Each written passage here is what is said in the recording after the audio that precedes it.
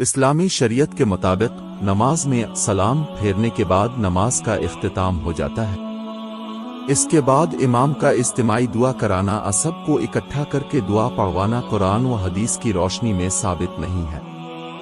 نبی کریم اور صحابہ کرام رضی اللہ عنہم کے طریقے سے یہ ثابت نہیں کہ وہ نماز کے بعد اجتماعی دعا کیا کرتے تھے۔ لہٰذا یہ عمل بدعت شمار ہوتا ہے، کیونکہ یہ دین میں ایسا اضافہ ہے جو نہ رسول اللہ سے ثابت ہے اور نہ ہی صحابہ کے عمل سے۔ قرآن و حدیث کی دلائل: ایک، نماز کے بعد کی دعاؤں کا طریقہ۔ حدیث میں نماز کے بعد انفرادی ذکر و دعا کرن کا طریقہ بتایا گیا ہے۔ صحیح مسلم 591 میں ہے کہ صحابہ نماز کے بعد انفرادی طور پر ذکر و اذکار کرتے تھے۔ 2، اجتماعی دعا کا ثبوت نہیں۔ کسی بھی صحیح حدیث میں نماز کے بعد امام کے ذریعے اجتماعی دعا کرانے کا ذکر نہیں ملتا۔ نبی نے کبھی بھی فرض نماز کے بعد لوگوں کو اکٹھا کر کے اجتماعی دعا نہیں کرائی۔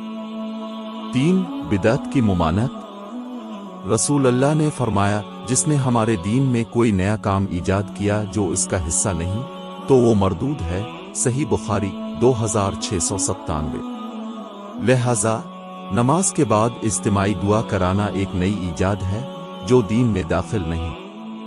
فقہی آراء: حنفی مسلک: جمہور حنفی علماء اسے بدعت سمجھتے ہیں، کیونکہ یہ نماز کے بعد کا اضافی عمل ہے جو سند سے ثابت نہیں۔ شافعی/حنبلی مسلک: کچھ علماء اسے مکروہ کہتے ہیں، لیکن اگر کبھی کسی خاص موقع پر جیسے مصیبت کے وقت اجتماعی دعا کی جائے تو اس کی گنجائش۔